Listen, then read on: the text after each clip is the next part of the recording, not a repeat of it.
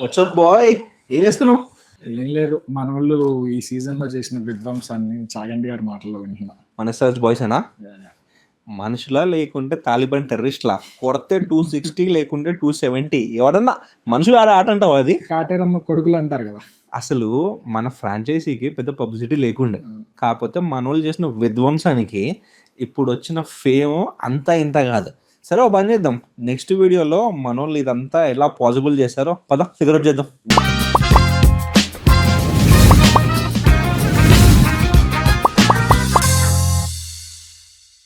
Okay, మనం figure out చేద్దాం అనుకున్నాం కదా. ఫస్ట్ మన ప్లేయర్స్ గురించి మాట్లాడుకుందాం. నువ్వు స్టార్ట్ చేస్తావు, నేను స్టార్ట్ చేయనా? ఫస్ట్ నేను మన ఓపెనర్స్ గురించి మాట్లాడతాను. ఓకే. వార్నర్ ఉన్నంత వరకు ఓపెనింగ్ అనేది అసలు వరి అవ్వాల్సిన పని లేని థింగ్. అవును, కానీ ఒకసారి వార్నర్ వెళ్ళిపోయిన తర్వాత ఆ షూస్ ని ఎవరు ఫిల్ చేస్తాడు ఏంటి అనుకుంటే, మళ్ళీ అక్కడి నుంచే ఆస్ట్రేలియా నుంచి వచ్చి ఆ హెడ్, ఆ లెగసీని కంటిన్యూ చేసి అసలు ఆ టేకప్ చేసిన విధానం అయితే చాలా బాగుంది. ఇంకా చెప్పాలంటే కన్సిస్టెన్సీ గురించి పక్కన పెడితే, హెడ్ ఇంకా ఒక స్టెప్ ఎక్కువే అని చెప్పాలి స్ట్రైక్ రేట్ విషయంలో. ఆ టీం ఈ టీం, ఆ పిచ్ ఈ పిచ్ ఏం సంబంధం ఉండదు, మీద పడి కొట్టేస్తా ఉంటున్నాడు. అసలు క్రేజీ అనమాట మనోడు. ఇంతకు ముందు వార్నర్ ఆడేటప్పుడు ధవన్ ఆడేవాడు, బట్ ధవన్ అంత వార్నర్ అంత కాన్ఫిడెంట్ గా అంత స్ట్రైక్ రేట్ తో ఆడేవాడు కాదు. మనోడు స్ట్రైక్ రొటేట్ చేస్తుంటే మనోడు హిట్ చేస్తాడు. అవును, కాకపోతే ఈసారి ఈవెన్ బెటర్ గా అది మన ఇండియన్, మన అభిషేక్ శర్మ వచ్చేసి హెడ్ కంటే ఇంకా ఎక్కువ ఫాస్ట్ గా ఆడుతున్నాడు అనమాట. నేను నా ఎక్స్పీరియన్స్ చెప్తా Abhishek Sharma, but before starting it, Abhishek you beauty. అసలు నువ్వు నాకు ఇచ్చిన అడ్రినలిన్ రష్ ఏదైతే ఉందో, నా లైఫ్లో రీసెంట్ టైమ్స్లో ఆ రష్ అనేది నాకు రాలేదు. మనోడు ఎస్పెషల్లీ పంజాబ్ మ్యాచ్ స్టేడియంలో కూర్చొని చూస్తున్నాం, మనోడు అవుట్ కాగానే అక్కడ ఇక్కడ ఉన్న పంజాబ్ ఫ్యాన్స్ లేచి అరుస్తున్నారు. Okay, I was way too disappointed. Match పోయిందిరా 245, మంచి స్టార్ట్ వచ్చింది అన్నప్పుడు ఎత్తాడయ్యా ఒక ఎంపైర్ చెయ్యిలా నోవాలని మొత్తం స్టేడియం ఎర్రట్ అయింది. చూసావా ఆ రష్ ఏదైతే నాకుందో, నేను ఇప్పటికి మాట్లాడితే నాట్ ఎగ్జాగరేషన్, నాకు గూస్ బంప్స్ వస్తున్నాయి. అక్కడి నుంచి మా నోడు స్టార్ట్ చేశాడయ్యా. అది మనిషి నేను ఈఏ స్పోర్ట్స్ లో కూడా అట్లా కొట్టలేదయ్యా. ఇప్పుడు ఈఏ స్పోర్ట్స్ లో కూడా నేను ఆ కొట్టుడు చూడలేదు, ఆ కొట్టుడు కొట్టలేదు. బాల్ వేస్తే నేను ఈ సైడ్ యాంగిల్ నుంచి చూస్తున్నా, మిస్ అయిందంటే అది వైడ్. మనోడు వదిలేశారంటే అది వైడ్, లేకుంటే 4-6 వైడ్, 4-6 వైడ్. ఇది తప్ప వేరే ఆట చూడలేదు నేను, అట్లాంటి మనిషిని చూడలేదు. నేను చాలా మంది లెజెండ్స్ని క్రికెట్లో చూసినా, నేను చిన్నప్పటి నుంచి క్రికెట్ ఫాలో అవుతున్నా. But that rush he gave me, నేను చెప్తున్నా కదా, నాకు ఏ ప్లేయర్ నా లైఫ్లో ఇవ్వలేదు. I will never forget the moment which I had in stadium. That and paper నా గుండెని తీసి ఇలా పిండాడు. This is for you Orange Army, and not just me, for each and every Orange Army fans. అదొక crazy moment. మనోడు 100 కొట్టడం, ఆ paper స్టేడియంలో ఉన్నప్పుడు ఫస్ట్ నాకు పేపర్ ఏంటిది అర్థం కాలేదు. నేను ఫోన్లో చూస్తున్నా, బయటికి వచ్చిన తర్వాత this is for you Orange Army అని ఎప్పుడైతే రాశాడో, నేను ఫస్ట్ ఏమన్నా అంటే మనోడి confidence. At the same time he owned, అంటే ఆ ఆడియన్స్ అందరినీ, మన ఫ్యాన్స్ అందరినీ ఓన్ చేసుకున్నాడు. That was a crazy beautiful moment about Abhishek Sharma. So next, ఇప్పుడు నువ్వు 2 ప్లేయర్స్ గురించి చెప్తావు కదా, నేను కూడా ఒక 2 ప్లేయర్స్ గురించి చెప్తా who are like playing a key role. ఒకటి వచ్చేసి మన క్లాసిక్. ఓకే, సో ఇప్పుడు ఎప్పుడైతే వికెట్లు పడ్డాయో, కొన్నిసార్లు closing the match is also very important. Early wickets పడడం, వీళ్ళు ఎంత బాగా ఆడినా కూడా they cannot play complete 20 overs. So మన వాళ్ళు 10 overs ఓపెనర్స్ ఆడడమే గొప్ప విషయం. దాని తర్వాత నుంచి ఈయన వస్తాడు, అప్పటి వరకు గ్రాఫ్ ఇలా ఉంటుంది, అది ఇలా వెళ్ళిపోతుంది పైకి. ఇదే కదా ఇంతకు ముందు మిస్ అయింది వార్నర్ ఉన్నప్పుడు. ఎగ్జాక్ట్లీ, అసలు ఆ మొమెంటమ్ని ఏదైతే కంటిన్యూ చేస్తాడో, నేను ఎప్పుడన్నా అనుకుంటా క్లాస్ని చూసినప్పుడు, అసలు ఎవరికైనా ధైర్యం ఉందా మనోడిని పోయి స్ట్రెచ్ చేయడానికి అని. అసలు మనోడి అగ్రెసివ్ ప్లే, ఆ బాడీ లాంగ్వేజ్, ఆ కొట్టుడు, అసలు స్పిన్నర్ లేదు, ఫాస్ట్ బౌలర్ లేదు, ఏ టీం ఆడుతున్నాం లేదు, ఏం లేదు, దిగామా ఉతికి ఆరేసామా వాజ్ ద ఓన్లీ పాయింట్. మనోడికి ఈ హైట్ కి ఒక బాల్ వేస్తే చాలు, దాన్ని ఇట్లా పెట్టి కొడతాడు. సౌండ్ ఎంత బ్యూటిఫుల్ ఉంటది. That's beauty. And good thing ఈసారి ఒక 100 కొట్టినాడు, అండ్ మనం అందరం దాన్ని విట్నెస్ చేసినాం. చాలా బాగుండే. అట్ ద సేమ్ టైం చాలా కాంప్లిమెంటింగ్ ఉండే, విచ్ ఇస్ ఇషాన్ కిషన్. ఇషాన్ కిషన్ 2-3 మ్యాచ్లు ఫెయిల్ అయినాడు. బట్ ఇనిషియలీ బాగానే అయ్యాడు. అదే కొన్ని మ్యాచెస్ ఫెయిల్ అన్నాడు, అంటే ఆ హైప్ రీచ్ కాలేకపోయినాడు initially. But I say he did a decent job. Last 4 matches పర్లేదు మంచిగా అన్నాడు. ఎస్పెషలీ ఆ సిఎస్కే మ్యాచ్ లో ఆ పిచ్కి ఎలా ఆడాలి, కొంచెం స్లోగా ఆడాలి, మనకు తక్కువ టార్గెటే ఉంది, చేసుకుంటూ పోయినాడు. ఇనిషియలీ ఫస్ట్ మ్యాచ్ చింపారేసినాడు, కొన్ని చాలా క్లాస్ షాట్స్ అన్నాడు. So overall it was a very impressive performance by Ishan Kishan also.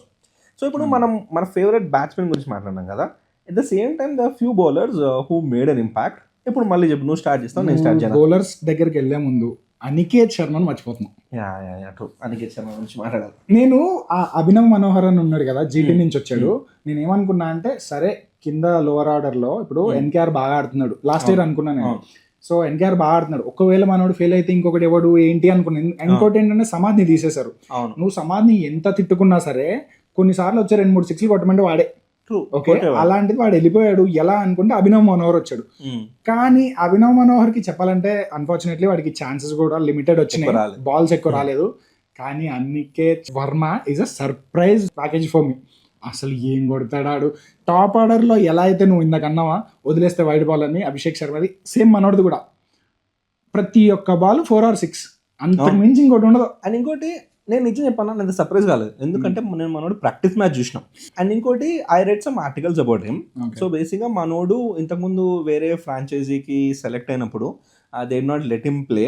So అప్పుడు ఎస్ఆర్హెచ్ ఎవరైతే తీసుకున్నారో, so from day 1 he was pushing them that నన్ను ఆడిపిస్తారా లేదా, నేను ప్రాక్టీస్ మ్యాచెస్ ఆడతా, సీ హౌ ఐఎమ్ ప్లేయింగ్, నన్ను ఆడిపిస్తారా లేదా అని మనోడు వచ్చాడు, ప్రూవ్ చేసుకున్నాడు. అండ్ నాకు తెలిసి Sunrisers will groom him like anything. So next సీజన్కి పులి రెడీ అవుతుంది, ఇంకో చిన్న పులిని దింపుతున్నారు. I think he'll have a bright future in SRH. True. So మన batsmen did a crazy job. At the same time bowlers overall performance చూసుకుంటే మనం ఎక్స్పెక్ట్ చేసినంత చేయలేదు. బట్ స్టిల్ ఐ ఫీల్ కొంతమంది బౌలర్స్ చాలా బాగా పర్ఫామ్ చేసినారు, మనం వాళ్ళని అప్రిషియేట్ చేయాలి. సో నువ్వు చెప్పు, నీ ఫేవరెట్ బౌలర్స్ ఎవరు ఉండే మన ఎస్ఆర్హెచ్ 2025లో? None other than Pat Cummins. Okay, కొన్ని మ్యాచ్ల్లో కొట్టించుకున్నాడు, నేను ఒప్పుకుంటా. కానీ ఆ వర్షం పడిన మ్యాచ్ ఉంది, ఓకే నువ్వు కూడా వచ్చావు కదా. సో అక్కడ ప్రాక్టీస్ చేసేటప్పుడు అందరిని పక్కనకి తోసేసి మనోడు వచ్చాడు, 4 balls వేసాడు, మంచి ఊపు మీద కనిపించాడు. అప్పుడే నాకు ఏదో అనిపించింది. మ్యాచ్ స్టార్ట్ అవ్వగానే ఫస్ట్ 3 wickets వాడే తీశాడు, క్యాచ్ వాడే పట్టాడు. అసలు ఆ మ్యాచ్ వాష్అవుట్ అయిపోయింది, కానీ లేకపోతే అది కూడా మనం విన్ అయ్యేవాళ్ళం. అవును, వర్షం పడిన మ్యాచ్. అవునవును. సో నేను కూడా సేమ్ నువ్వు చెప్పిందే గమనించిన.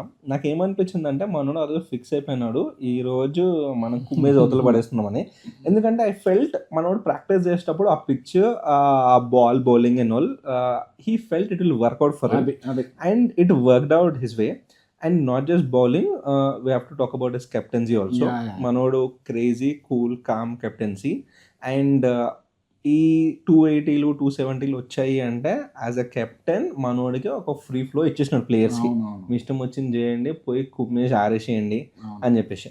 ఇంకోటి నాకు నచ్చిన విషయం ఏంటంటే మనోడిది, లాస్ట్ ఇయర్ వర్కౌట్ అయింది, వాడు చెప్పాడు అన్ని మ్యాచ్లు వర్కౌట్ అవుతుందని లేదు. అవును, ఫైనల్ మ్యాచ్ కంటే ముందే చెప్పాడు. అయిపోయిన తర్వాత ఎక్స్క్యూజెస్ ఇవ్వడం కాదు, మేము ఇలానే ఆడతాం, విన్ అయినా అవ్వకపోయినా ఇలానే ఆడతాం అన్నారు. ఇప్పుడు నేను ఒకటి చెప్తా, చాలా మంది ట్రోల్ చేస్తూ ఉంటారు, మీరు 300 అంటున్నారు, కప్పు లేకపోతే అదేం చేసుకుంటారని.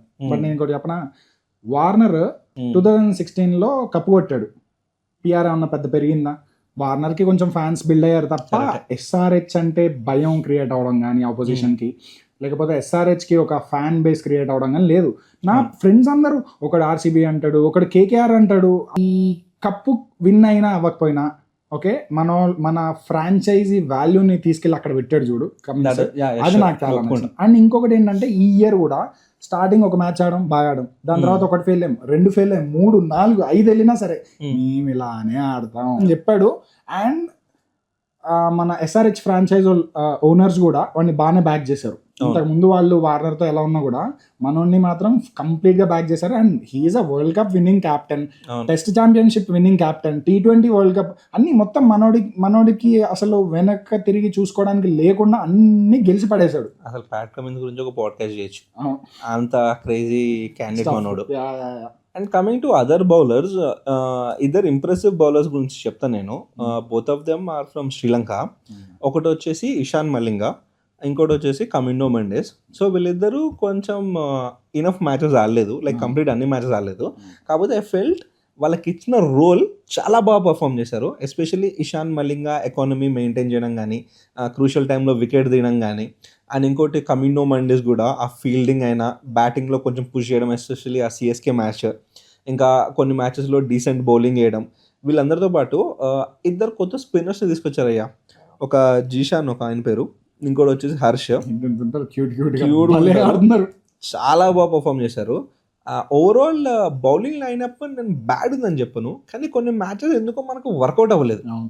ఒకవేళ అవే కనుక వర్కౌట్ అయ్యింటే I think we would have been in fourth place at least.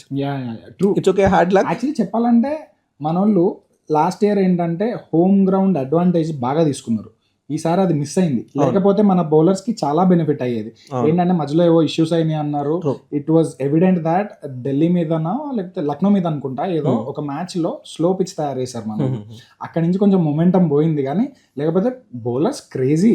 And ఉన్నద్కత్ అసలు నేను ఎక్స్పెక్ట్ చేయలేదు. నిన్న ఏదైతే బౌల్డ్ అయిందో వికెట్ చాలా బాగా. సో నేను ఒక విషయం గురించి మాట్లాడదాం అనుకున్నా ఈ వీడియోలో. ఎస్పెషల్లీ నేను కొంతమంది మన నార్త్ ఇండియన్స్ని చూసినా, యూనో వాళ్ళు అరే ఆల్రెడీ మనకు మీకు సౌత్ ఇండియాలో ఒక టీం ఉంది కదా, మెద్రాసి టీము, మళ్ళీ ఎందుకురా హైదరాబాద్కి ఒక టీము, డెక్కన్ చార్జెస్ కూడా వచ్చింది 2 yearsలో పోయింది, ఇలాంటి కామెంట్స్ చాలా చూసా. కానీ వీటన్నిటికీ మన వాళ్ళ నుంచి ఒక రెస్పాన్స్ ఏంటి తెలుసా? మన ప్యాట్ కమిన్స్ నిల్చొని చెప్పాడు, ఎస్ఆర్హెచ్ బోల్కే एक टीम है इधर मारे तो रिसाउंड उधर आता అని. మన వాళ్ళకి సాలిడ్ రిసౌండ్ వచ్చింది అక్కడ. నిజమే.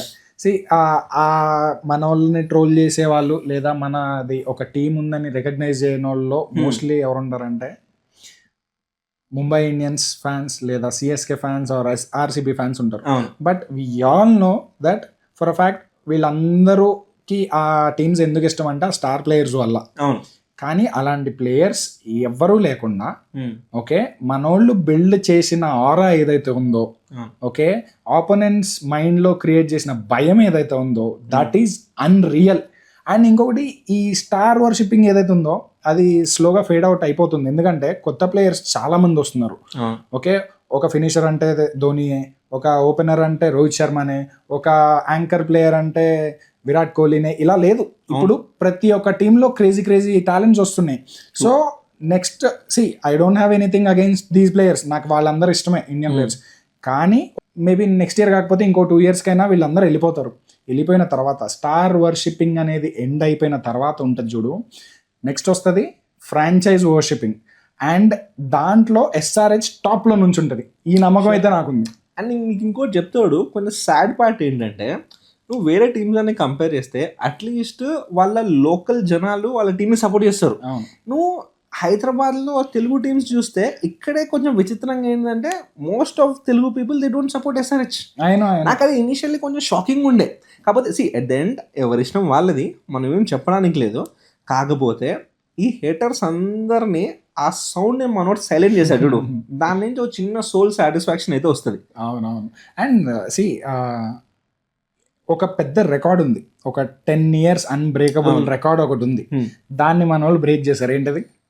మన ఆర్సీబీ కొట్టిన హైయెస్ట్ టోటల్ ని చింపి అవతల పడేసి ఫస్ట్ 4 స్టాట్స్ అసలు టాప్ 5 టాప్ 6 లో కూడా లేదు ఆర్సీబీ. అవును తొక్కి పడేసి పైకి వెళ్ళిపోయారు. అసలు క్రేజీ.